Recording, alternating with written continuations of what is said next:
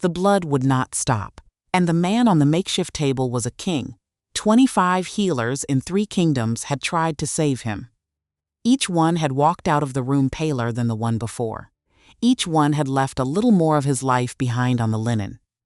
Now, on a Tuesday evening at the edge of nowhere, in a mountain inn where the wind never quite stopped, a young waitress carrying a tray of ale stopped in the corridor. She smelled the blood. She smelled something else underneath the blood. Something forged. Something forbidden. Something that did not exist in nature, a weapon made to kill one man and only one man, and she knew that weapon. Because 2 years ago, on a spring morning, she had spent the rest of her life trying not to remember. She had walked back to a village of standing chimneys and smelled the same iron rising from the warm flagstones where her mother's kitchen had been. She had stood there alone, the only one left, and she had promised the silence one thing, that if the smell ever came back, she would follow it. She set the tray down. She did not know it yet, but the waiting was about to end. 25 healers had tried. 25, in 3 kingdoms, over 6 days. And every single one of them had watched the same man bleed out a little more. The blood would not stop. That was the first thing Hannah Colbrook noticed when she pushed through the heavy oak door of the inn's back corridor. The sharp metallic smell cutting clean through the warmth of roasting meat, pine smoke, wet wool, all the familiar things of a Tuesday evening in Crestfall. And then this, she had been carrying a tray of ale mugs towards table 7. 6 pints. Heavy oak board pressing into her ribs. She had been thinking about whether old Garrett would complain about the foam tonight. He always complained about the foam. Now she stood frozen in the narrow passage, worn leather boots planted on cold stone watching. 3 royal guards dragged a man through the side entrance. The kind of dragging that meant someone important was dying. Not the kind that meant a brawl. Not the kind that meant a drunk. The dying kind. She pressed herself against the wall. The tray pressed into her ribs harder. She could feel her pulse in her throat. Steady, though. Because she had learned a long time ago that fear in the body was something you could walk around if you breathed through it the right way. The man they carried was enormous, even slumped between 2 guards. His frame nearly spanned the width of the corridor. Dark hair matted to his forehead, the left side of his tunic. Deep charcoal wool, finely stitched, clearly expensive, was soaked black. A 4th guard followed behind. Barking low, clipped orders at a trembling boy who looked no older than 16. Move the tables. Clear the main hall. Send for healer Drawson. Now, Hannah flattened herself further against the stone. She recognized the silver insignia on the guard's chest plates. A wolf, mid-howl. Crowned in iron, her stomach dropped quietly, the king's men. She did not look directly at the wounded man's face. In her experience, looking too long at powerful men only brought trouble. She kept her eyes on her boots. She waited for them to pass. She was already calculating how quickly she could return to table 7 before Garrett started complaining about his ale going warm. Except the trembling boy stopped in front of her. You. His voice cracked on the single syllable. You work here? Hannah looked up slowly. The boy's face was pale as birchwood, eyes too wide. A page by the cut of his tunic. 16. Like she had guessed. I serve tables, she said carefully. Is there a back room, a quiet room? Somewhere clean. She glanced past him at the wounded man. Up close, the blood loss was worse than she had first thought. The way his head hung. Not entirely unconscious, not fully present either. The shallow pull of breath through his nose. The particular gray color beginning to creep beneath his jaw. She had seen that color before. A long time ago. In a different life. In a small house at the edge of an older wood. Hands smaller than hers now, learning to wrap linen around a stranger's throat. She blinked. The storage room, she said. 2nd door on the left. The table in there is sturdy. The boy nodded. Ran ahead to open it. She should have gone back to table 7. She knew that. She had built 4 years of careful, quiet life on knowing that, instead. Her feet moved of their own accord, following. Because something in the tilt of the wounded man's neck told her they were about to lay him down at the wrong angle. And that would make the bleeding worse. The storage room smelled of grain dust and lamp oil. Sacks of wheat stacked along one wall, dried herbs hanging from the low beam. A long table that the inn used for plucking chickens, scrubbed clean now, still showing the faint stains of long use. They laid him down. Wrong. Hannah set her tray on a barrel. She crossed the small room in 3 steps. Stop. The word came out before she could think better of it. All 4 guards turned to look at her. She did not flinch. She repositioned the sack of grain someone had already shoved beneath the man's head. Raised it slightly. Tilted just enough to ease the strain on the left side of his throat, where the wound clearly originated. Then she stepped back, picked up her tray. Turned to leave. Who are you? The largest guard. A man with a jaw like an anvil and eyes like cold river stones. Hannah. I serve tables. Why did you do that? She paused, looked at the angle of the wound. The faint pinch beginning at the man's fingertips, because the way you had his head would have put pressure on the wrong vein. He would have been dead before your healer arrived. She did not add the rest. The rest was longer. The rest involved a kind of looking that came from a kind of teaching that she had not used in years. That's all, she said. She turned to go. The wounded man's hand shot out, closed around her wrist. The grip was impossibly strong for someone half-conscious. Hannah went still. She did not pull away. She had learned long ago that pulling away from a trapped grip only tightened it, slowly. She turned back. His eyes were open. The color of storm clouds shot through with amber. Not quite gray, not quite gold. Something between. Something that seemed to shift as she looked at them. He was staring at her with an expression she could not name. Not pain. Not fear. Something quieter than either. Heavier. Don't go, he said. His voice was low, rough. Like gravel under boot leather, the room had gone very still. Hannah looked down at her wrist in his hand. The scarred knuckles. The careful, deliberate grip. Strong but not crushing. Even half dead. Even drowning in his own blood.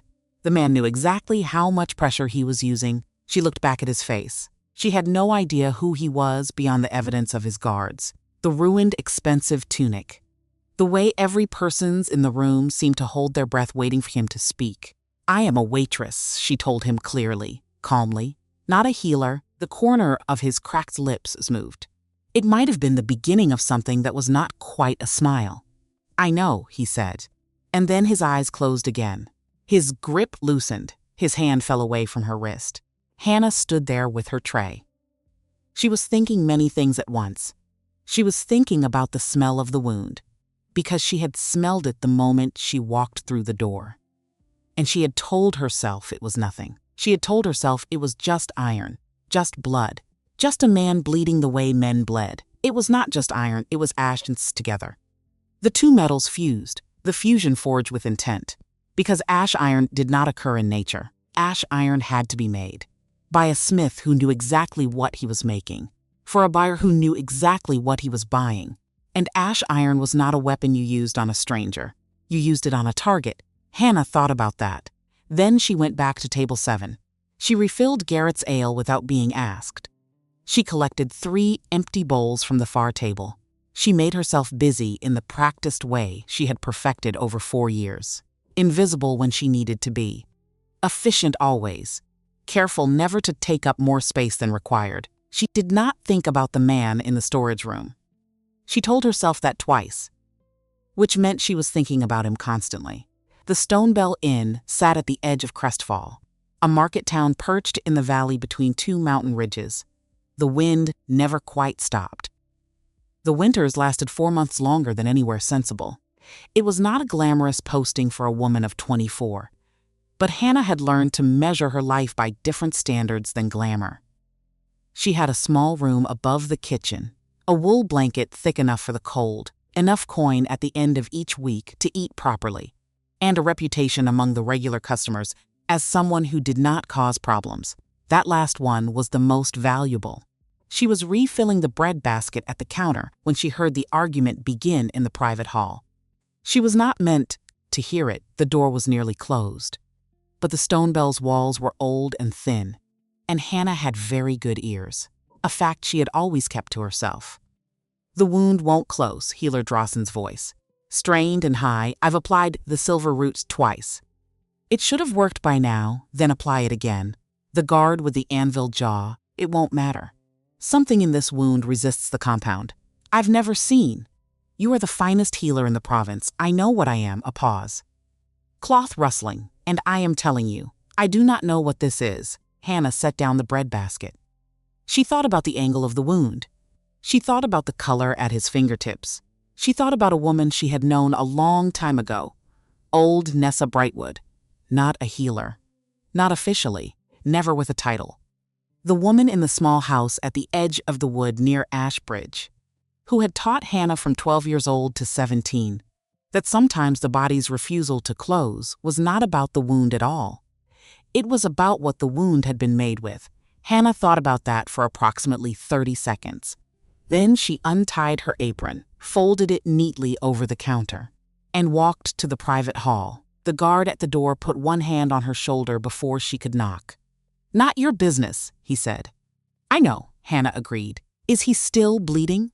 The guard's jaw tightened. Let her in. The voice came from inside. The rough gravel voice she had only heard one sentence from, but somehow already recognized. Quieter now, more strained, still carrying an authority that did not require volume. The guard moved aside. Not happily, Hannah walked in. The storage room smelled of iron and pine resin, and the sharp acrid bite of silver root compound burning uselessly against skin that would not accept it. Healer Drawson stood beside the makeshift table, an older man, neatly dressed. The particular expression of a competent person confronting something outside their competence.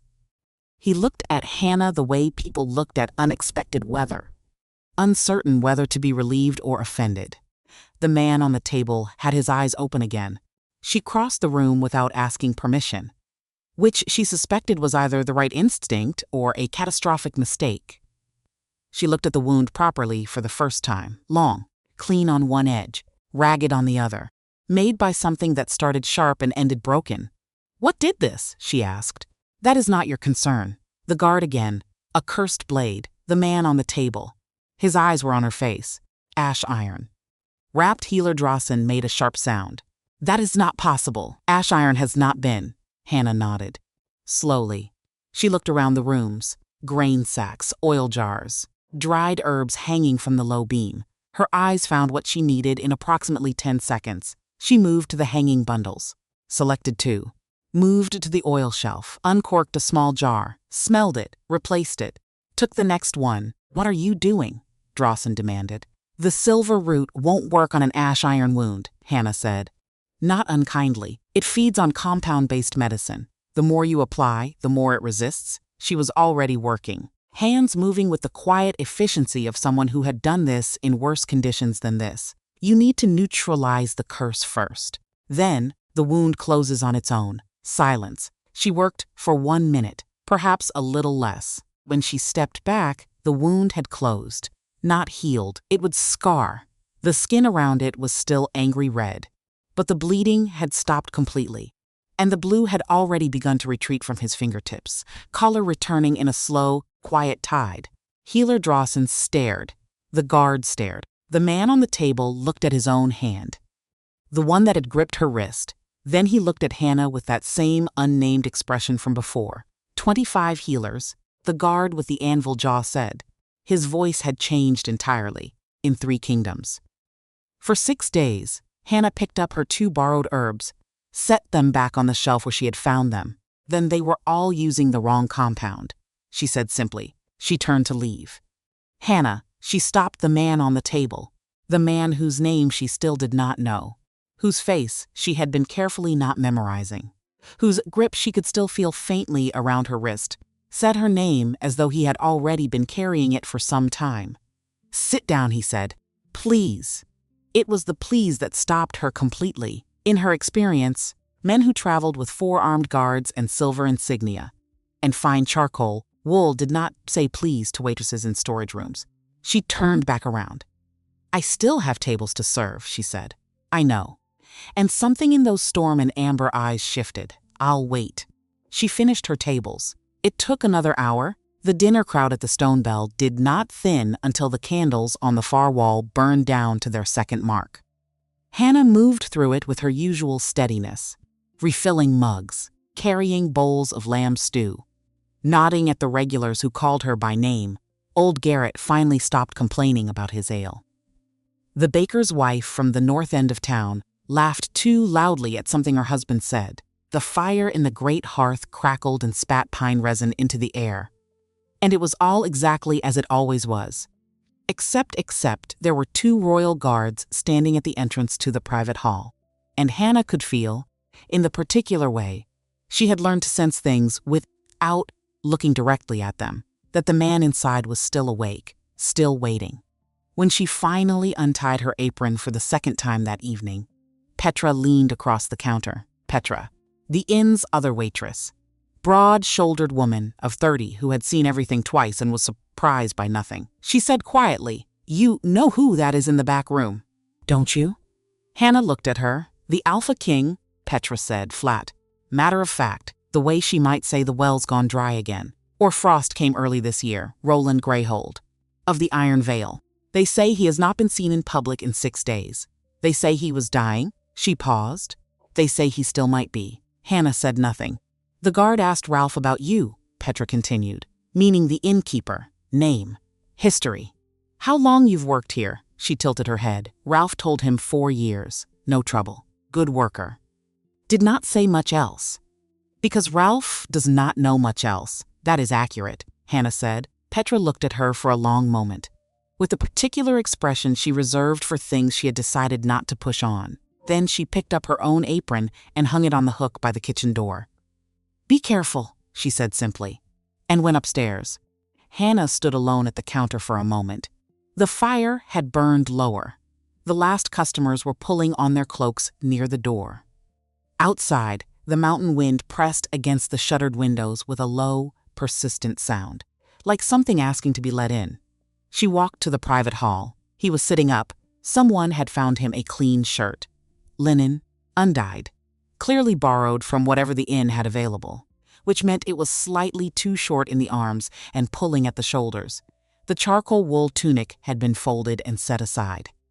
Dark stains and all. His feet were on the floor. He was holding a cup of water. He was looking at the low beam above the table as though it had said something worth considering. The guard with the anvil jaw stood in the corner, arms crossed. Eyes on Hannah the moment she entered. Not hostile, exactly evaluating. The way a man evaluates a door he is not sure should be opened. The boy who had first stopped her in the corridor was sitting on a grain sack near the wall, half asleep, chin dropping toward his chest. Roland looked at her when she came in. Those eyes were clearer now, more present.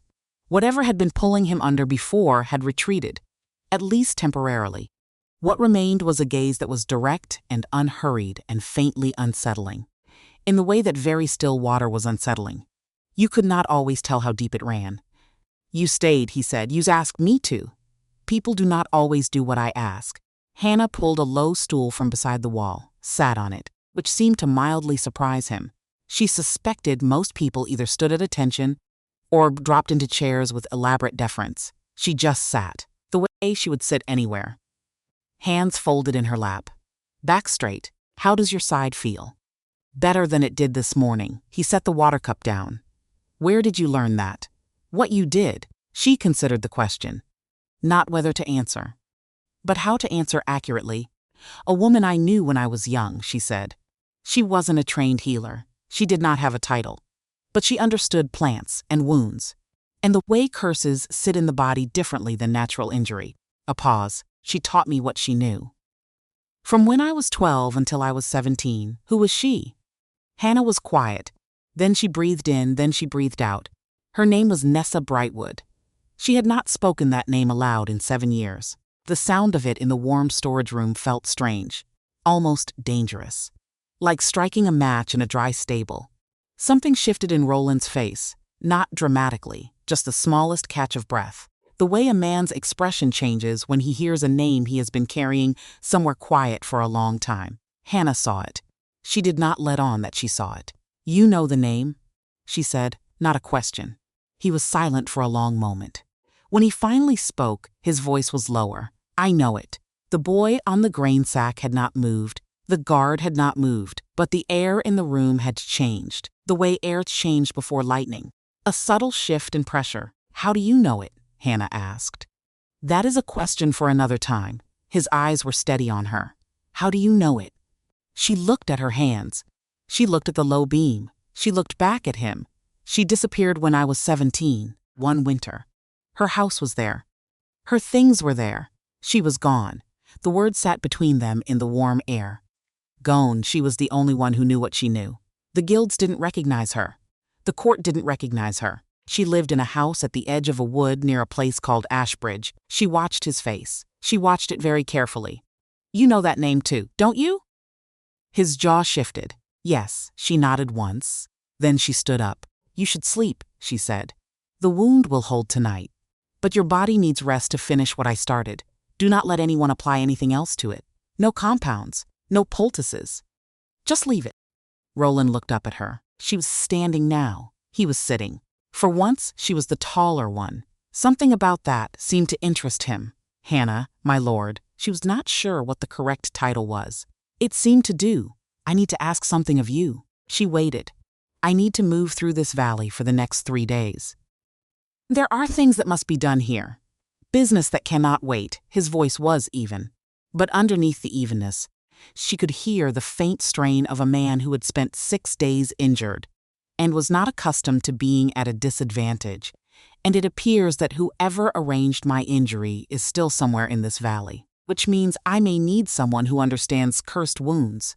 A pause. Someone who is not already part of my circle. The fire in the main hall had gone almost completely to coals. The wind outside had picked up. Hannah could feel the cold coming through the gap at the base of the door, threading across the stone floor. Around her boots, you want me to stay close. I want you to be available. If needed, I'm a waitress, she said. I serve tables. I know what you are. He said it exactly as he had said it in the corridor, with the same weight, the same quiet certainty. But this time, something else was underneath it.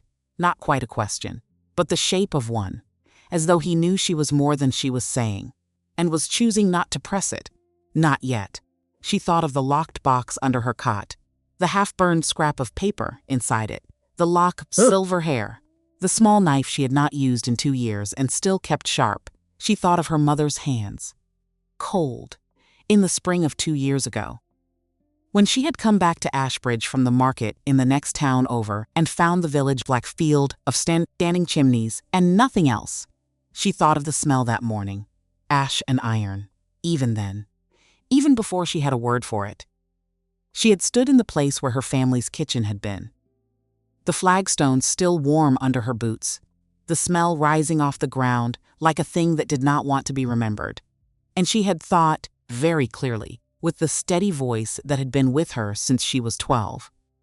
Someone did this on purpose, someone with knowledge, someone with reach. She had spent 2 years not knowing what to do with that thought. She had built a small life in Crestfall around not knowing. And now there was a man in front of her who knew the name of her teacher, who knew the name of her village, who carried an ash iron wound in his side that had been forged with the same intent. I'll think about it, she said. She walked. Her hand was on the frame when she heard the voice from the corner, the guard with the anvil jaw, low, not quite directed at her. Not directed away from her either. You should know, he said, that the last person who helped him is currently missing. Hannah's hand stayed on the frame. She did not turn around. I know, she said, and walked out. She lay awake in her small room above the kitchen for a long time that night, listening to the wind work at the shutters. The wool blanket was thick. The straw mattress was familiar under her back. The room smelled of old wood and the faint ghost of kitchen smoke that never fully left the upper floor. She stared at the ceiling. The last person who helped him is currently missing. She thought about the small box under her cot. She did not get up to look at it. She did not need to. She knew exactly what was inside. The half-burned scrap with one word still legible. Greyhold. She had stared at that word for 2 years. She had told herself it could not mean what it appeared to mean. She had told herself a lot of things over 2 years. She closed her eyes. By morning, she had decided. She told Ralph she needed 3 days. The innkeeper looked at her across the kitchen counter with the expression of a man who had long since learned that Hannah did not make requests she had not already decided on. He was a wide, slow-moving man in his 50s, gray beard, hands like bread loaves.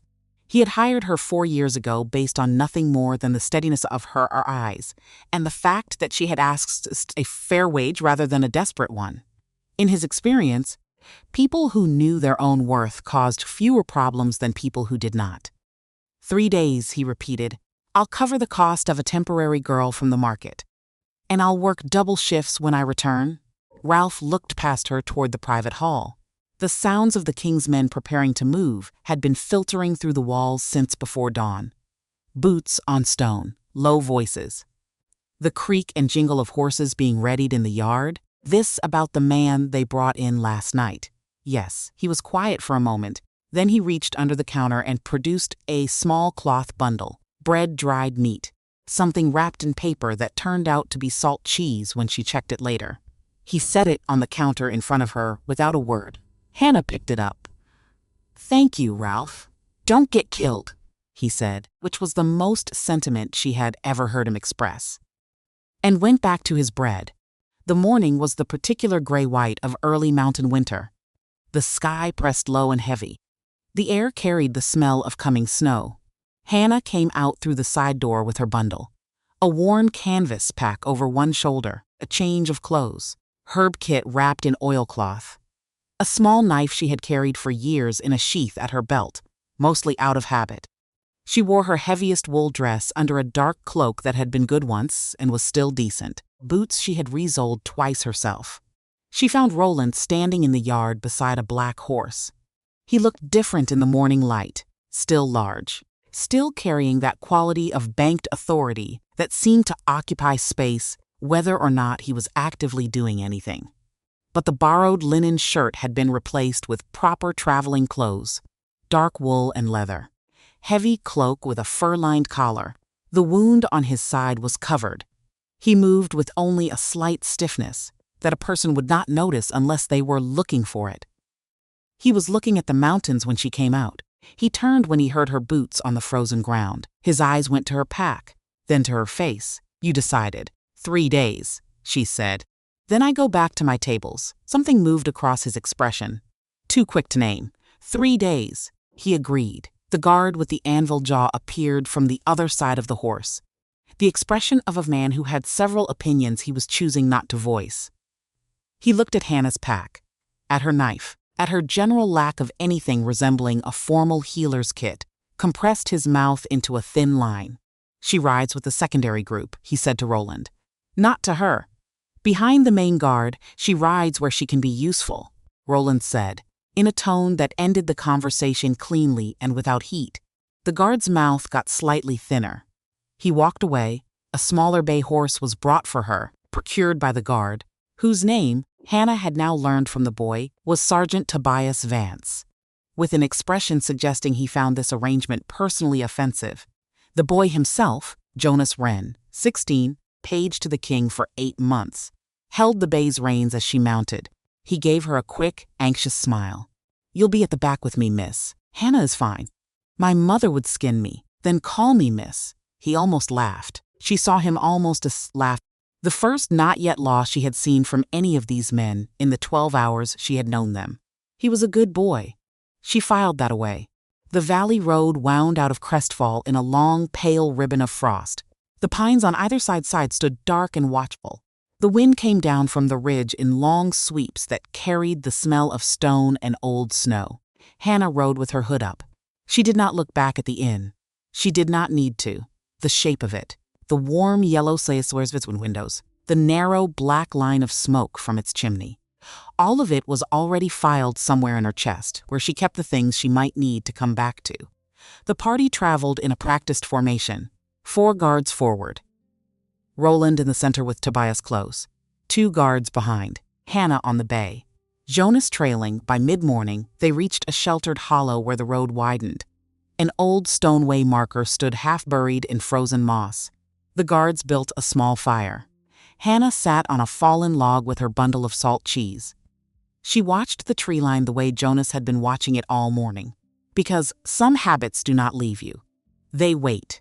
They sit in the back of the chest. They come forward when the body recognizes a situation it has seen before. Roland sat beside her. Not beside her as in next to a fire, beside her specifically. on the same fallen log, close enough that she could feel the warmth of him even through 2 layers of wool. The guards noticed, and very carefully did not look. He held a piece of travel bread in his scarred hands. Unhurried, "Tell me about Ashbridge," he said. She looked at him sideways. "Why?" "Because I have been trying to understand something since last night." He turned his bread slowly in his fingers. 25 healers, 6 days.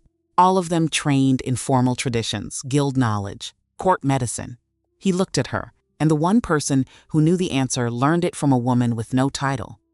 In what I am guessing was not a formal setting. A small house, at the edge of a wood, near a village that no longer exists. She was quiet for a moment. The fire crackled, somewhere up the ridge. A branch gave under the weight of early frost and fell through other branches with a slow cascading sound. "My mother brought me to her," Hannah said. "When I was 12. My mother was sick. Not with something a guild healer could help. Nessa Brightwood was the only one in the valley who knew how. She saved your mother. She gave her 10 more years. My mother lived until 2 years ago. She lived because of Nessa." A pause. "She let me stay. Because I kept coming back and asking questions. She said she would rather teach me than keep chasing me off her doorstep. She sounds formidable. She was stubborn." Which is close. Roland was quiet for a moment. When he spoke again, his voice was lower, more careful. "What happened to her?" Hannah looked at the fire. She knew things that made certain people uncomfortable. People with titles. People who preferred that the kind of knowledge she had stayed inside the guild system, where it could be controlled. A pause. "One winter she was gone. I was 17. Her house was there. Her things were there. She was gone." The words sat between them in the cold air. Roland said nothing for a long moment. When he did speak, his voice had shifted, not softer exactly, heavier, like a stone moved to cover something. "I am sorry. You did not know her." "No." His eyes stayed on her face. "But you did." Hannah looked at him steadily. It was a strange thing for a king to say, or at least she imagined it was. She had no particular experience with kings. She had experience with men who held power over other people. And in that experience, they rarely acknowledged the weight of small losses, unless those losses were their own. She was about to redirect, to ask about the road, about who had told him this valley was safe, about the advisor whose name had come up in a single quick sentence from Jonas at dawn. She was about to do all of that when the wind shifted, and she caught it, the faintest trace. So thin she nearly missed it, ash and iron, carried on the cold air from somewhere down the valley, from the direction they were riding. Her body went still, the way her body had learned to go still when she was very young. When the wrong kind of stillness in the room meant the wrong kind of trouble was coming through the door, Roland felt it. She did not know how she knew that he felt it, but she did. His eyes were already on her face. "What?" Not a question. A command, almost. "But quiet. He is ahead of us," Hannah said. Her own voice sounded strange to her, flat. "Far away, whoever cut you. He is somewhere ahead of us." Not far. Roland did not move. He did not call for Tobias. He did not stand. He just looked at her. Eyes very still, very awake. "You're sure?" "I am sure." "How do you know?" She breathed in once, then out, "The same way I knew what closed your wound." The wind sighed through the pines. A long branch creaked somewhere overhead. The fire popped. Roland set his down on the log. He stood. He moved across the small clearing to Tobias. He said 3 words to him that Hannah did not hear. Tobias's head came up sharply. His hand went to his sword without his face changing at all. Within 30 seconds, the fire was kicked out. The horses were being saddled. Jonas was on his feet with both hands on his belt knife. The 4 forward guards had spread into a loose half-circle facing the road ahead. Hannah stood up from the log. She brushed the breadcrumbs from her cloak. She felt the small knife at her belt with a kind of dull, distant awareness. The way you felt a tool you had not picked up in a long time, and were now remembering you knew how to use. Roland came back to her. He stopped at a respectful distance, but his voice when he spoke was low and meant only for her. 3 days, he said. What about them? I do not think this finishes in 3 days. She looked at him. She looked at the pale road winding down through the pines. She looked at the smudge of darker sky over the next ridge. where the wind was carrying the faintest possible thread of a smell she would know in her sleep. She thought of Nessa Brightwood, of her mother, of a village of standing chimneys, of 2 years of waiting for a thread to pull. "No," she said, "it does not," and she walked to her horse. They reached Dunmark by late afternoon, a cluster of long houses and a market square at the bend of the valley road. The light had gone the pale gold of a sun, too tired to warm anything. The smell of wood smoke was thick in the air. Somewhere ahead, someone was rendering tallow, and beneath both of those smells was something else. Something faint, something sharp. Hannah caught it the moment they rode into the square. She sat straighter in her saddle. Tobias Vance noticed. He brought his horse up alongside hers without seeming to. The man moved like a wolf in livery, slow until he was not. "What is it?" She had not realized she had reacted visibly. She looked at him. The anvil jaw, the cold riverstone eyes. "Who in this settlement was your traitor supposed to meet?" Tobias went very still. "How did you?" "The smell. Ash and iron. Very faint. It has been here more recently than the wound." She looked at the square, the long houses, the market stalls being folded and covered for the evening, the ordinary faces of ordinary people moving through the end of an ordinary day. He came through here. Maybe he is still here.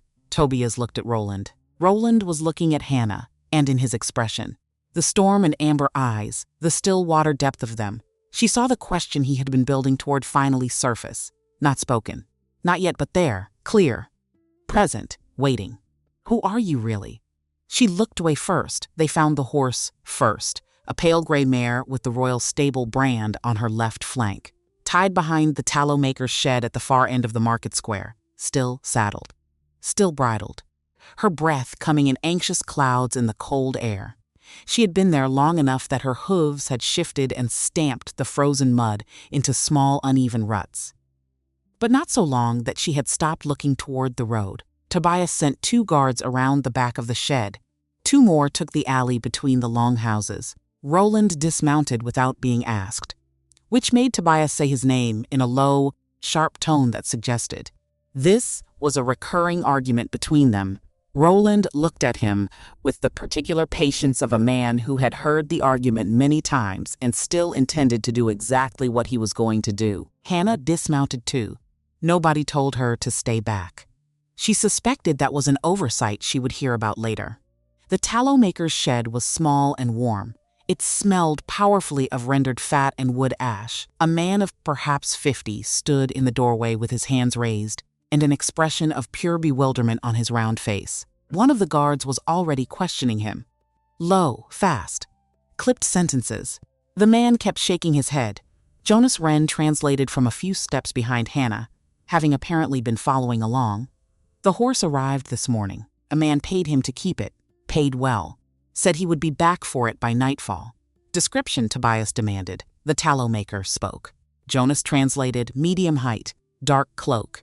He says the man's hands were wrapped, both of them, in linen." Hannah's attention sharpened on that last detail. She looked at Roland. He was standing just inside the shed doorway, with the still water expression that she was beginning to understand was not blankness, but the opposite, a very full kind of quiet. The kind that meant he was processing several things at once and choosing which ones to address first. "Wrapped hands," she said quietly. "Not to anyone in particular." Roland looked at her. "Ash iron leaves residue," she said. "If you handle the weapon without protection, it marks the skin. It does not wash off easily. You would cover it. You can track him by it?" Tobias. "Not track," she considered. "But if I see him, I will know." Tobias looked at her for a long moment, with that evaluating expression she had come to recognize, the one that was slowly, reluctantly, and against his apparent preference, shifting from suspicion toward something more like grudging assessment. He looked at Roland. Something passed between them without words. Tobias walked away to organize the search of the settlement. Roland stayed. They were standing just outside the shed now, in the narrow strip of space between the building and the alley wall, the cold pressing in from both sides, the pale gold light now almost entirely gone from the sky. The first stars were beginning to appear over the eastern ridge. Faint, distant, the particular cold light of stars seen through mountain air. 3 years, Roland said. Hannah looked at him. His name is Counselor Merrick Doyle. He has been in my court for 3 years. His voice was even. Controlled. The evenness of something held firmly. He was recommended to me. He came with references. He knew the court's language, the court's systems. He made himself useful in ways that were always just visible enough to notice. A pause. I trusted him. Hannah said nothing. She had learned that the moments when powerful men admitted to being deceived were fragile ones. They did not need her commentary. They needed to be allowed to exist. I should have seen it, he said. People show you what they have prepared to show you, Hannah said. Seeing through a prepared performance is not the same as failure. He looked at her with an expression she had seen on him before. Something slightly unguarded, a hair-flying fracture in the still water surface. You sound like you know something about that. She looked at the first stars. I know something about most things I talk about. That is why I am careful about what I talk about. A silence, then quietly. What aren't you telling me, Hannah? The question landed without weight, without demand. It was just a question, asked in the tone of a man who was genuinely asking. Rather than maneuvering toward something, that quality, the genuine rather than the strategic, was the thing about him she had found most disorienting from the beginning, because it did not match what she expected. And she had not yet recalibrated for it. She turned to face him directly. He was close in the narrow space. The warmth that came off him despite the cold was a wolf thing. She knew the particular heat of a shifted nature banked under skin. She had been aware of it since the storage room, without letting herself acknowledge it. I'll tell you tonight, she said, when this is done. When we have him, then I will tell you everything I have not told you. He nodded once, slowly. All right. They did not find Merrick Doyle in Denmark. The search took until full dark. The guards moved through every longhouse, every storage shed, every stable. The tallow maker grew more and more nervous as the silver insignia tramped through his neighbors' lives. By the time the moon came up over the eastern ridge, they had nothing. The horse, still tied behind the shed. The trail, gone cold at the edge of the woods. Merrick had walked into the trees on foot, and the trees had taken him.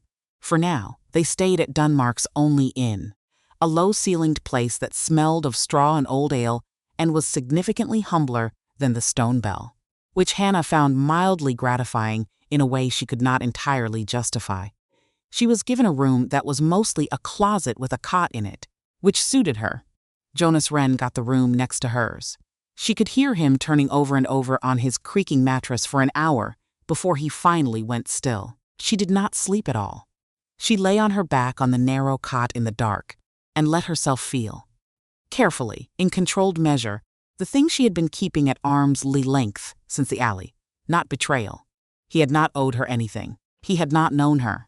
He had been a newly ascended king with 30 crises and a chronically chaotic court, and a name on a report that he had been told to trust. She understood all of that intellectually, and her feelings had never been particularly interested in what she understood intellectually. She had it in her hands. The ember held carefully, not fed, not starved, when she heard the sound faint below her window. The particular quality of a footstep, trying not to bite a footstep on frozen ground. She was at the window in 4 seconds without making a sound. Some things the body never forgets. She looked through the gap in the shutter. In the strip of moonlight between the inn and the stable, a figure in a dark cloak was moving with purpose in the direction of Roland's ground floor room. Both hands wrapped in white linen. Hannah had her boots on and was in the corridor in the time it took to breathe twice. She did not shout. Shouting woke everyone, caused panic, gave a prepared person the time to recalibrate. Instead, she moved fast and quiet down the back stair and through the side door and around the corner of the inn in the cold dark, her breath tight and controlled, the small knife at her belt suddenly present in her awareness in a way it had not been in 2 years. She came around the corner of the stable at the exact moment the figure reached Roland's shutter. Don't! The figure froze. In the moonlight, she could see what he was holding. Not a blade, a small clay vial. The kind used for contact poison, pressed against the wound she had closed the night before. It would not need to be opened, just touched to the skin above the site. Clever. The wound looked healed. Nobody would think to check. The figure turned. She had expected Merrick Doyle to look like a villain.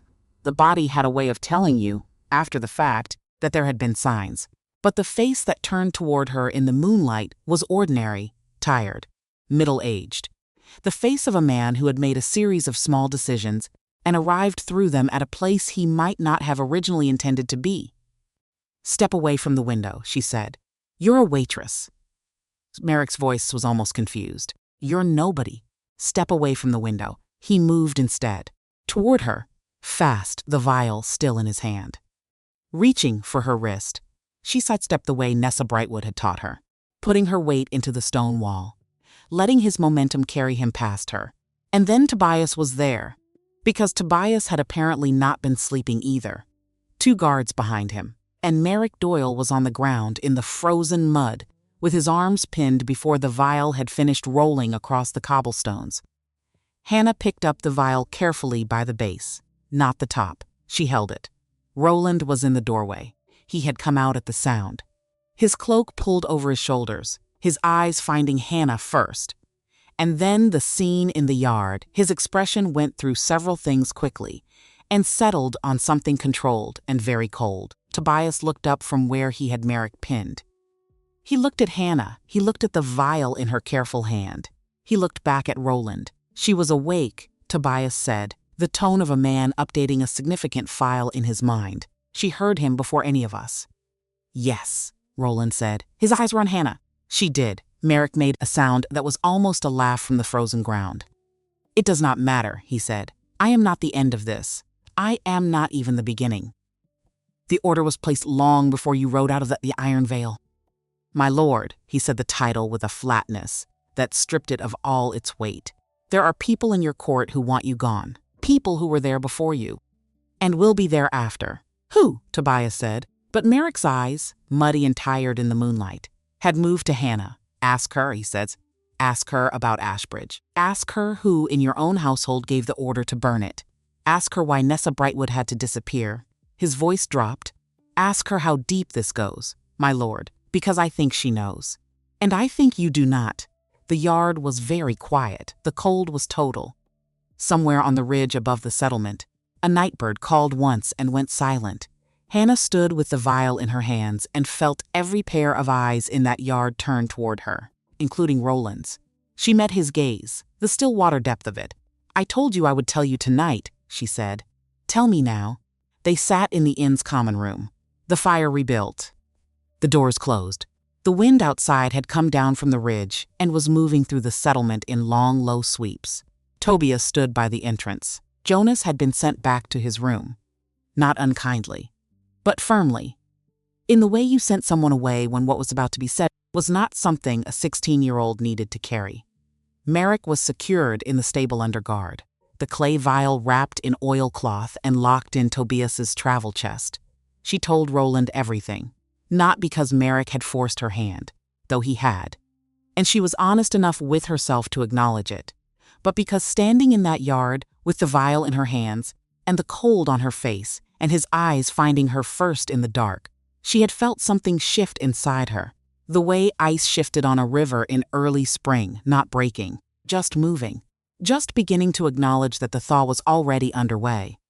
Whether she managed it or not, she told him about Ashbridge, the real Ashbridge, not the border settlement that had burned in an inconclusive fire 2 years ago, but the community underneath that description, the one that had maintained old knowledge, old traditions of healing that predated the guild system by 2 centuries, not magic in the dramatic sense, simply knowledge that had been passed from hand to hand across generations. Knowledge the guilds had been trying to absorb or eliminate for 40 years. Because knowledge outside their system was knowledge outside their control. She told him about Nessa Brightwood, who had not disappeared by accident, who had been quietly erased, because she had been teaching, because she had students, because the network of old knowledge was still alive, and someone had decided it needed to end. She told him that Nessa had left her something before she vanished. Not an object, a name, written on a scrap of paper that Hannah had memorized and then burned, because Nessa had taught her that paper could be found. and memory could not be taken by force. The name was not Merrick Doyle's. Merrick was, as he had said himself, not the beginning. He was a courier, a tool, a man who had been in debt to someone powerful and had agreed to a series of small, manageable-seeming tasks that had accumulated over 3 years into a shape he perhaps had not seen until he was already inside it. The name Nessa had left her was a name from Roland's own first counsel, a man named Lord Halric Greyhold. Roland did not move. He did not move for a long time. The fire crackled in the hearth. The wind moved against the shutters. Tobias by the door did not move either, because Tobias had been Roland's man for long enough to know when to disappear into furniture. Roland's hands were on knees. The fine scars across his knuckles caught the firelight. His jaw shifted once. When he finally spoke, his voice was quiet. It was the kind of quiet that was worse than shouting. Halric, yes. My uncle, yes. My father's younger brother, yes. He breathed in once, then out. The man who raised me after my parents died, when I was 10 years old. The man who stood at my left hand at my coronation. Hannah held very still. Yes, she said. I know who he is to you. I have known who he is to you since I was 17 years old. That is why I did not say his name to you in the storage room.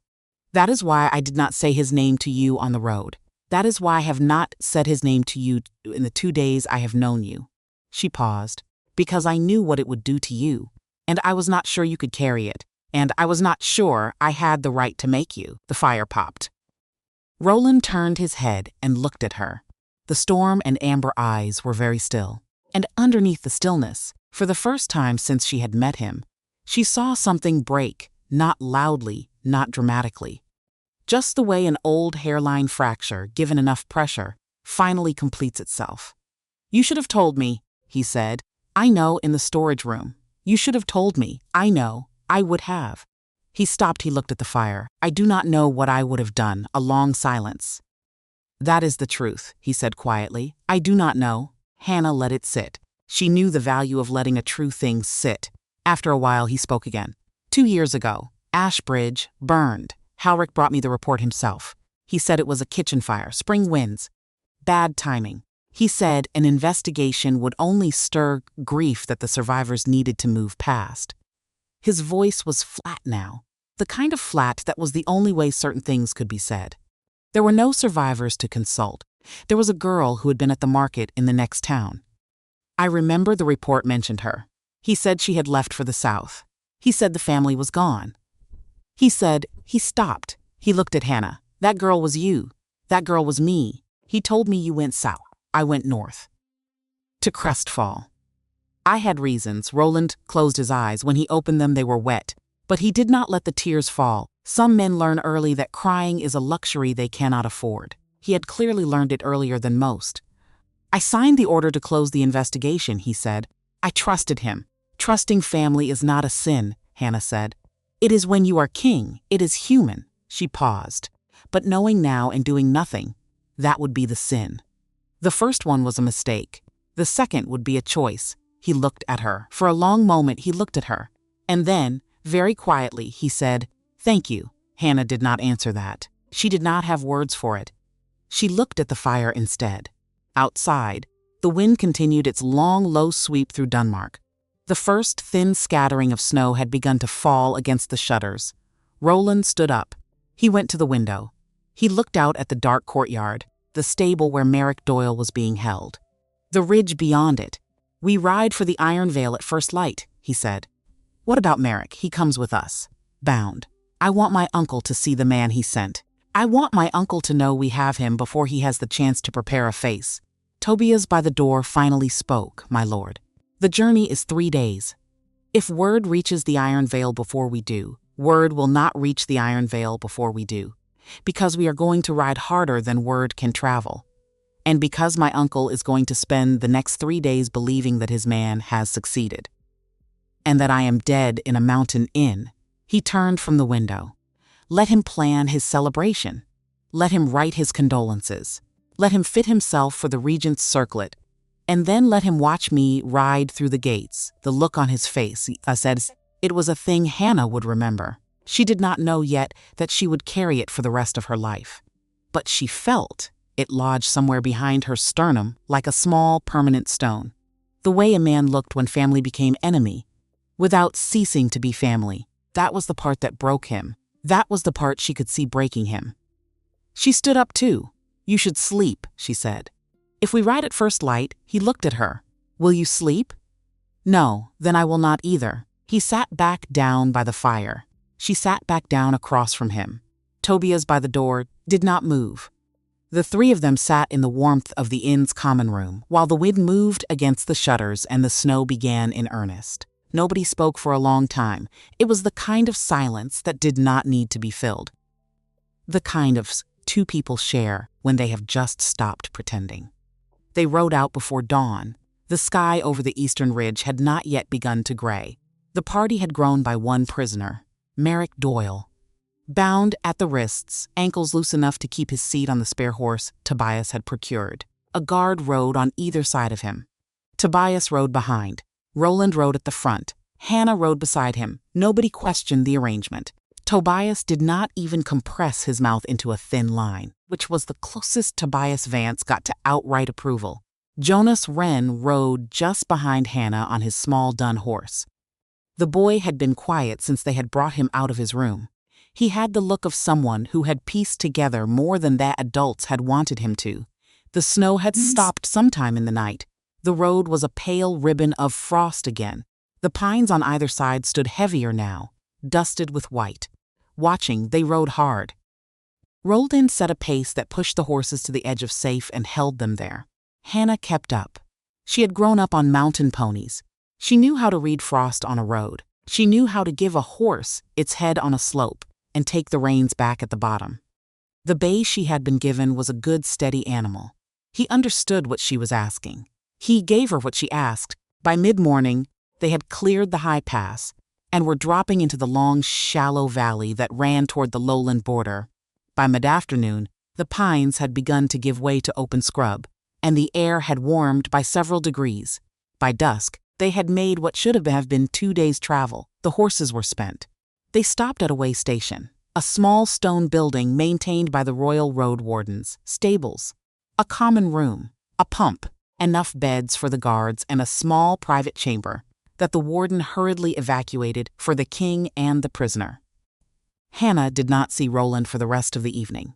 He was meeting with Tobias and the road warden, sending birds, sending riders setting the pieces. Jonas brought her supper at her door, a small cot in a side room that had probably been used for storage, bread stew. A mug of weak ale. He set it on the trunk by her cot and stood awkwardly for a moment. "He told me," Jonas said. "Told you what?" "About his uncle." Hannah looked at the boy, 16. Too thin for his height, dark circles under his eyes, a small old bruise along his jaw that she had not noticed before. "He told you himself, this evening. He came to my room. He said I had to know, because I serve in the household.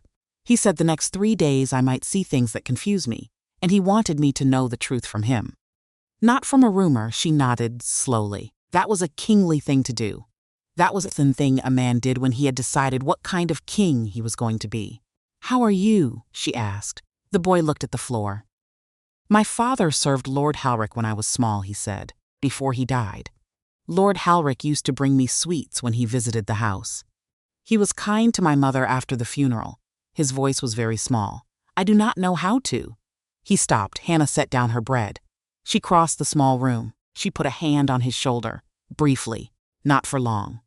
"Just enough. Some people are kind in small ways and cruel in large ones," she said. "Both can be true. The kindness was real. The cruelty is also real. You are allowed to grieve both.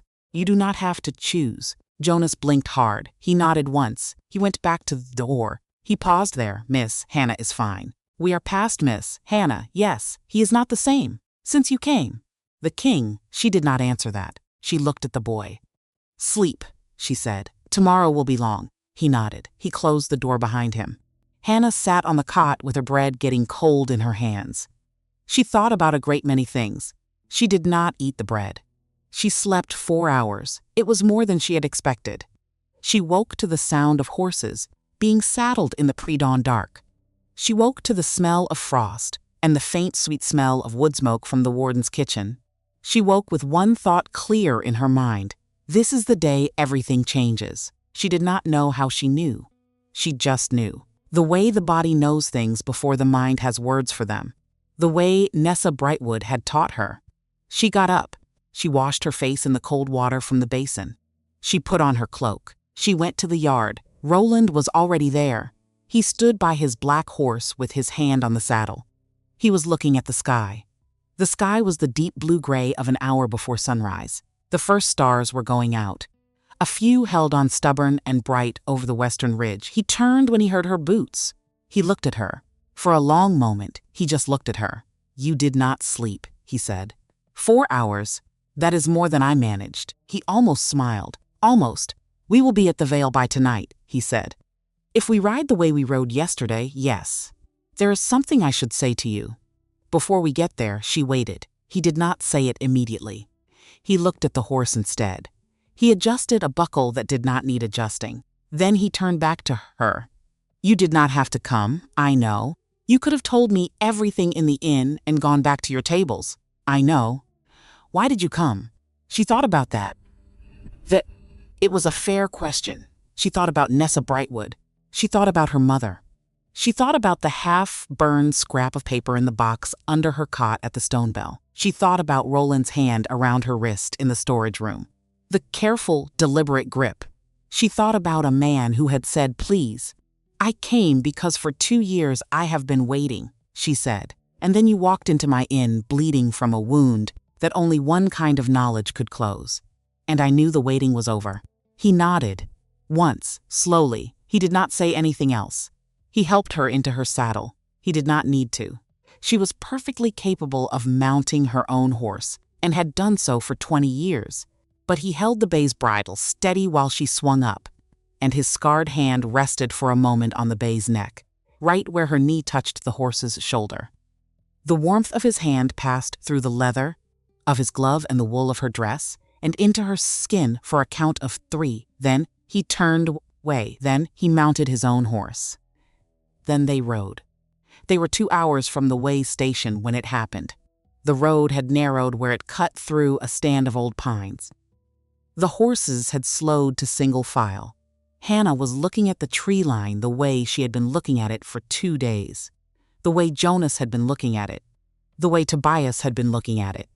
She was looking at the right side of the road when she should have been looking at the left. She caught the movement out of the corner of her eye. Not in the trees, on the road behind her, a horse coming at a flat gallop, foam at the bit. A rider low over its neck. Hannah turned her bay sharply. She had time to register 3 things. 1. The horse was a royal courier mount, the kind used for fastest possible delivery. 2. The rider was a woman she had never seen before. Maybe 30. Hood thrown back, hair come loose from its pins. 3. The rider's face was wet with tears. The courier reined in hard. The horse skidded on the frost. Its hooves cut white scrapes into the road. "My lord!" the woman cried. "My lord, forgive me." Roland was already turning. Tobias was already moving his hand to his sword. "Speak," Tobias said, his voice flat as iron. The boy, the woman sobbed. "Jonas Wren. They have taken him." Hannah's head snapped around. Jonas had been at the back of the column. He had been at the back of the column for 2 days. She did not see his small dun horse. She did not see the boy. She felt the ember in her chest go cold for the first time in 2 years. "What do you mean taken?" Roland said. "At the way station. After you rode out. 3 men came through the back gate. The road warden tried to stop them. They put him down. The boy was at the well. They took him. The courier was crying. She kept apologizing. She kept saying, 'Forgive me.' They left a letter," she said. She fumbled in her saddlebag. She handed Roland a folded square of paper. He took it. He opened it. He read it. His face did not change. But Hannah watched the knuckles of his hand go white where he held the paper. He did not speak. He folded the letter again. Once. Twice. He handed it to Tobias. Tobias read it. Tobias's jaw shifted just once. He passed it to Hannah. Hannah read it. The handwriting was thin and educated. The kind of hand that came from being taught penmanship as a child by a tutor who was paid well. It said, "My nephew. I have your boy. I have him alive and whole. If you wish him to remain so, you will turn around. You will release my man. You will return to your capital alone. You will speak to no one of what you may have learned. You will accept the regency I propose at the next council, and you will forget the name Ashbridge, as you forgot it once before. Choose carefully. The boy is 16. The world is full of 16-year-old boys. Yours, Halric. Hannah looked up from the letter. Roland was already looking at her. She had never seen this look on him before. She had seen the controlled stillness. She had seen the unguarded grief in the alley in Denmark. She had seen the hairline fracture in the firelight at the inn. She had not seen this. This was the wolf. This was what was underneath the man. This was the thing his guards walked around, and his counselors managed, and his uncle had spent 30 years carefully containing. His eyes were not the storm and amber she had become familiar with. They were all gold burning. And very, very calm. Tobias, he said. His voice was quiet, the quiet of a held breath, my lord.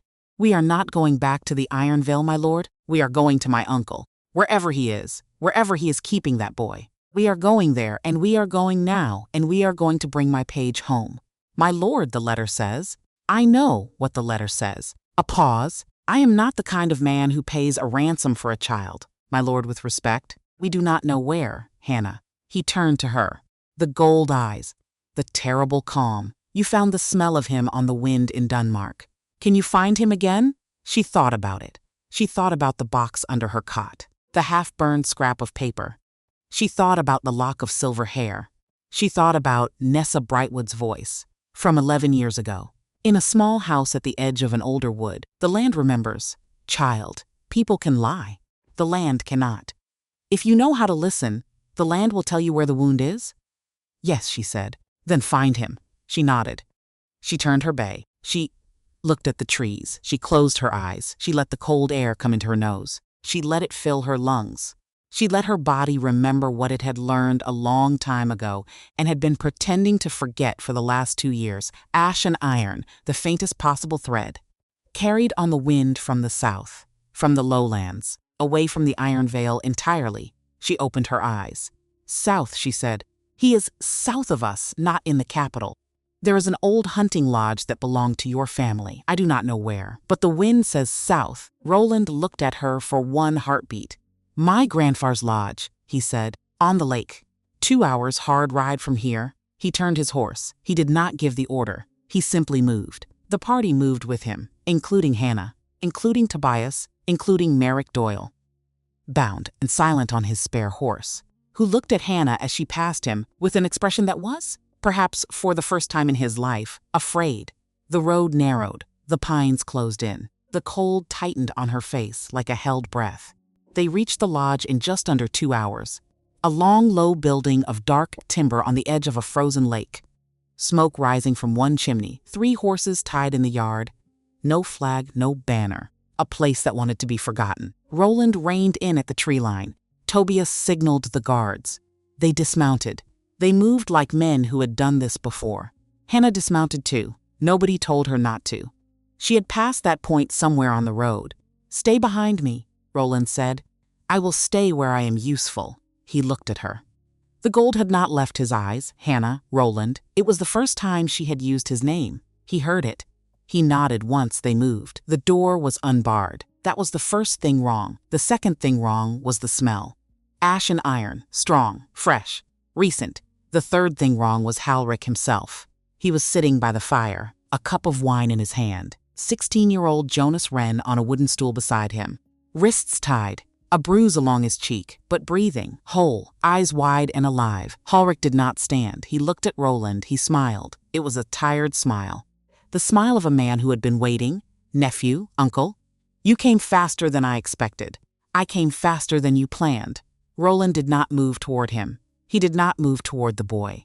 He stood in the doorway with his guards behind him and Hannah beside him. He let the silence work. Halric sipped his wine. You brought the girl. I brought a healer. Is that what she is? She is what she chooses to be. Halric laughed. It was a small, dry sound. Always the speechmaker. Your father was the same? My father's not in this room. No, Halric said. He is not. The fire popped. Jonas had not moved on the stool. His eyes were on Hannah. Hannah let him see her see him. She let her face say what her mouth could not yet. I am here. You are safe. Hold on. Halric followed her gaze. The boy is unharmed, he said. I am not a monster. I am a steward. I have been a steward of this family for 30 years. You burned a village. I corrected an error. You killed a teacher. I corrected an error. You burned this woman's family. Harrick paused. He looked at Hannah for the first time properly. His face did not change. Yes, he said. That was unfortunate. Hannah did not move. She did not speak. She had carried that ember in her chest for 2 years. She was not going to let it out in this room. Not for him, not yet. Roland took one step forward. Only one. Release the boy. In exchange for what? In exchange for nothing. You will release him because I am telling you to. And then you will sit there and you will hear what I have to say. And then we will see. Harrick considered. He set down the wine. He nodded to one of his men in the corner. The man cut the cords on Jonas's wrists. The boy did not move. He looked at Roland. Roland's eyes flickered. Just once. Jonas stood up. He walked across the room. Slow. Steady. He passed his uncle. He passed his uncle's guards. He reached Hannah. She put one hand on his shoulder. She did not let go. Tobias stepped past them both. He took Jonas by the arm. He walked the boy out the door. Into the daylight. Into the cold air where he could breathe again. Hannah stayed. Of course she stayed. Roland stepped further into the room. His guards stayed at the door. It was just the three of them now. A nephew, an uncle, and a waitress who knew what an ash iron wound smelled like. Sit, nephew, Harrick said. I will stand, as you like. Harrick leaned back in his chair. He looked older than he had a minute ago. The smile was gone. You think you understand, he said. You think this is about ambition, or power, or the Regency. You think I am a villain in a story you have constructed in 2 days from the lips of a country girl? I think you killed people. I think your father killed people too. When the throne required it, my father is not the subject. He is always the subject. He took the throne that should have been mine, by accident of birth, by 6 minutes. 6 minutes earlier into the world, and the kingdom was his. His voice was not rising. It was getting quieter. I raised you, Roland. I held you when your mother died. I taught you to ride. I taught you to read the seal of every house in this kingdom. I taught you the names of the moons. I did all of that. And I did all of that knowing that one day you would sit on the throne that should have been mine, he paused. Do you know what that does to a man? I know what it did to you, do you? Yes. It made you the kind of man who burns a village to erase a name on a list. It made you the kind of man who kidnaps a 16-year-old boy to bargain for his own skin. It made you the kind of man who looks at the woman whose family you killed and calls it unfortunate. Harrick closed his eyes for a moment. When he opened them, they were wet. But he did not let them fall. He had taught himself, somewhere along the long, bitter road of his life, that tears were a debt he could not afford to pay. I love you, he said. That is the part you will never understand. I love you, and I would have served you well. As regent, as advisor, as whatever you needed me to be, you would have served me well as a corpse to my page. He is a servant. He is a child. Yous sound like your father. Good. The fire popped. Roland reached into his cloak. He took out the letter. He set it on the table between them. Your hand, he said. Your seal, your signature. I have a copy at the Iron Veil, in a locked cabinet that 3 of my men know about. If I do not return by the new moon, that copy goes to the High Council, and to the guild masters who are not in your pocket, and to the press at every printer in the lowlands. Harrick looked at the letter. He laughed. It was a real laugh this time, a tired, almost relieved laugh. You always were a better strategist than I gave you credit for. I had a good teacher. That landed. Harrick flinched. For the first time since Roland had walked through the door, he flinched. What do you want, nephew? I want you to walk out of this room with me, unbound, on your own feet, back to the Iron Veil. I want you to stand in the great hall before the full council. I want you to tell them what you have done. All of it. Ashbridge, Nessa Brightwood, the blade, the boy, every line, and then you will be tried by the law. The same law you helped me write when I was 22. That law carries death. Yes, and you would do this. To your father's brother, I would do this to anyone. A long silence. Harrick looked at the fire. He looked at his wine cup. He looked at his nephew. And if I refuse, then my guards take you bound, and you face the same trial. The only difference is whether you walk in with your dignity or are carried in without it.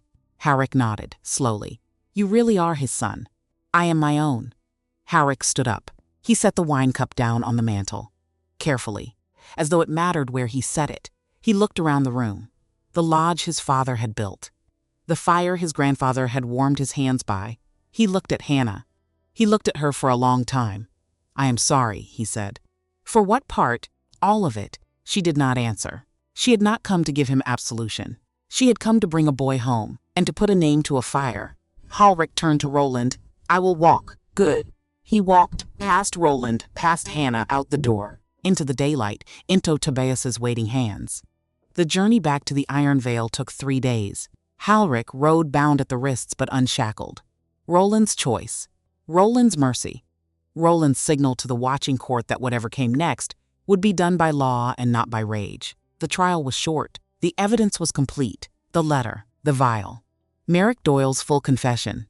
Halric did not contest any of it. He stood in the great hall in a plain wool tunic. No crest, no chain. He named every crime. He named every name. The 3 guild masters who had funded Ashbridge. The 2 council members who had known and stayed silent. The smith in the lowlands who had forged the blade. By the end of the week, 16 men were in custody. The investigation into Ashbridge was reopened. A protected status was signed into law for what remained of the old knowledge community. Halric was sensed. The sentence stood. It was carried out at dawn on a cold gray morning. Roland was present. He stood at the front of the small witnessed company. He did not speak. He did not weep. When it was done, he turned and walked back to his chambers. He sat by the window for a long time. He did not eat. He did not sleep. At some point in the afternoon, Tobias came in with a bottle of dark spirits and 2 cups. He did not ask. He poured. They drank. They did not speak for an hour. Finally, Tobias said, They say a king does not weep. I have heard that. I say a king weeps for the ones he loved. Or he is not a king.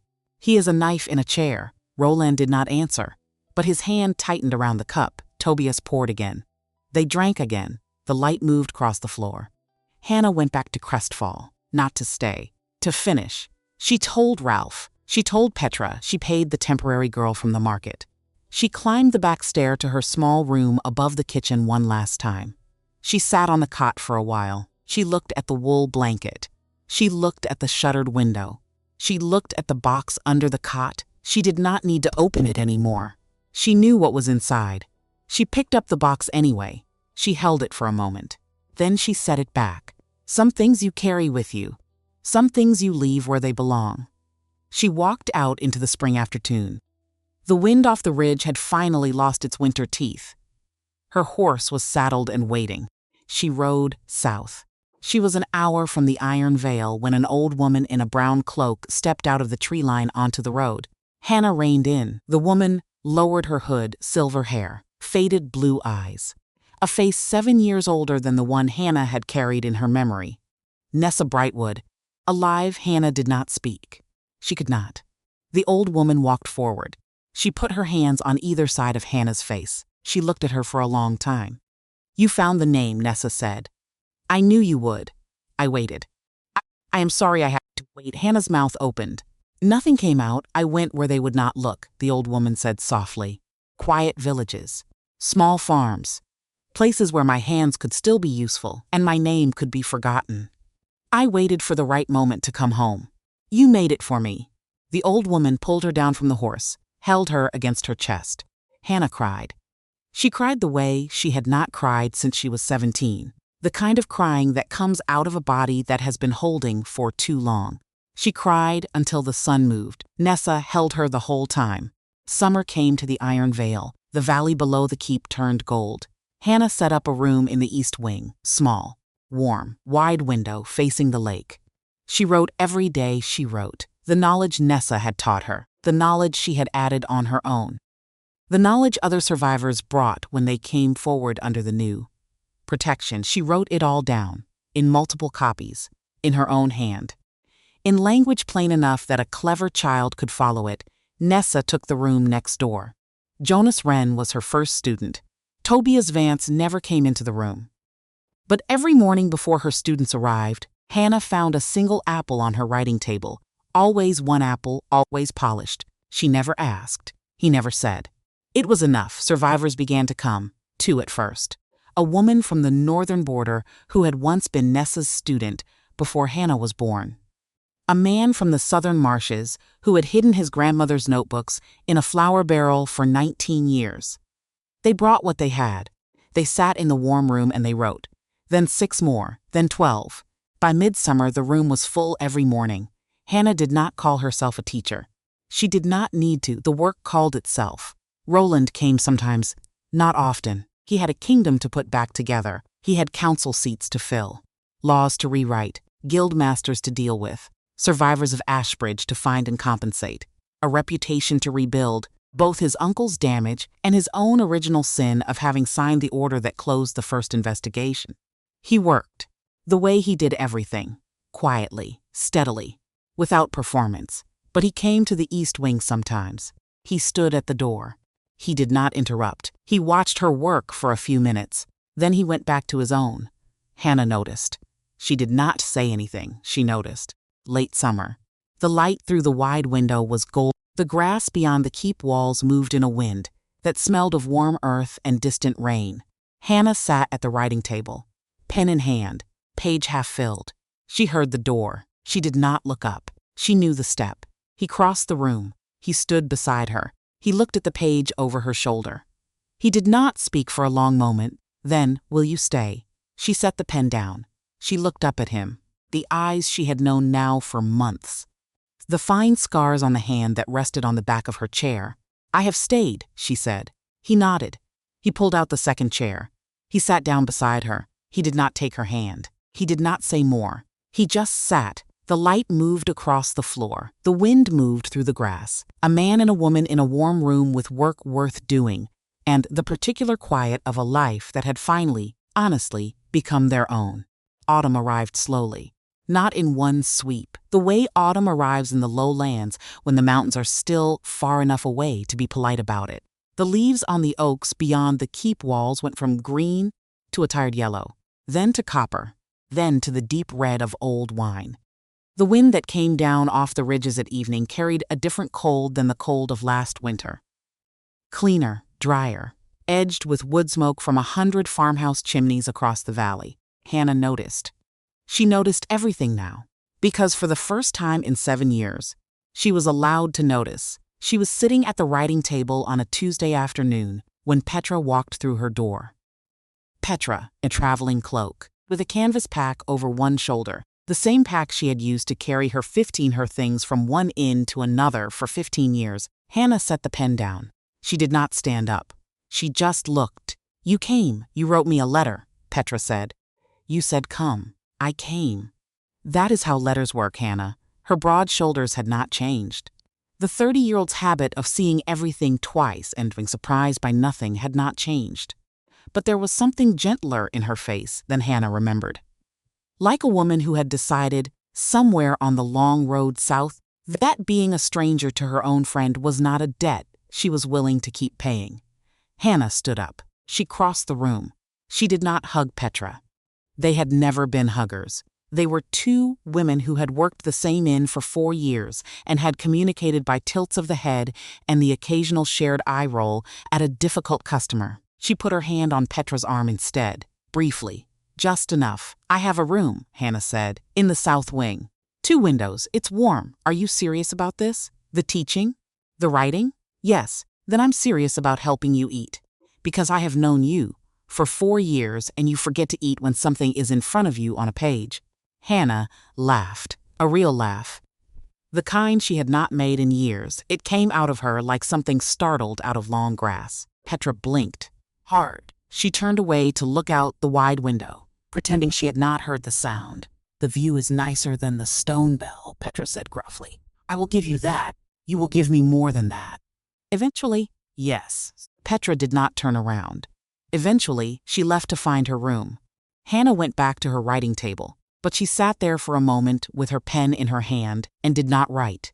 She just sat and let herself feel, with no warning and no defense, the very small but very specific joy of a friend who had crossed 300 miles of road because she had asked. That was the part she had not expected. Not the love of a king. Not the return of a teacher. Not the work in front of her, which she had known how to want. The friendship, the plainness of it, the unceremoniousness of it. The way Petra had walked through the door, with a pack on her shoulder and an insult about Hannah's eating habits, and somehow the whole world had widened by one room. Hannah thought of her mother. She let herself think of her mother. She had not let herself think of her mother in 2 years. Not directly, not without going around the thought sideways, not without putting it down quickly and walking away. Now she thought of her. Her mother had been a woman of strong opinions and weak lungs, and a laugh that came too loudly at her own jokes. She had run a small dye shop in Ashbridge. She had stained her hands blue and brown and red for 30 years. She had taught Hannah how to read by sounding out the words on the labels of dye jars. She had hated Nessa Brightwood for the first 2 years that Hannah went to her. Not because Nessa was bad, but because Nessa was teaching Hannah things her mother could not teach her.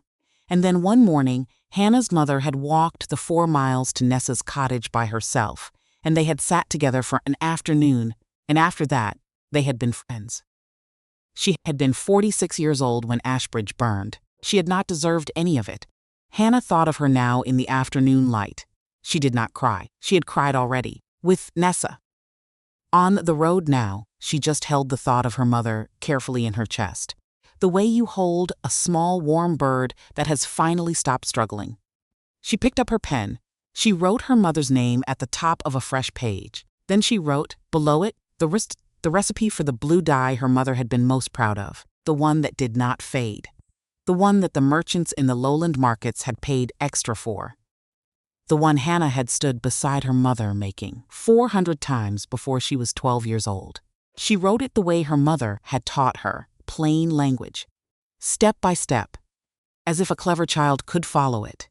She wrote a second page about how to test a vat for the right temperature with the back of the hand. She wrote a third about which seasons of moss to gather and which to leave alone. She wrote until her wrist ached. She wrote until the afternoon light had moved across the floor and turned the color of a held candle. When Roland came to the door at dusk, she was still writing. He stood at the door for a long moment. He did not come in. He saw the name at the top of the first page. He saw what kind of writing this was. He nodded once. He stepped back. He closed the door very quietly. He did not interrupt. Hannah did not look up. She did not need to. She heard the step. She heard the careful door. She knew that down the corridor, in the south wing, Petra was probably already complaining to a servant about the size of her room. She knew that Nessa was in her room next door, working on her own pages. She knew that Jonas Wren would arrive at first light with the other students. She knew that Tobias would leave an apple.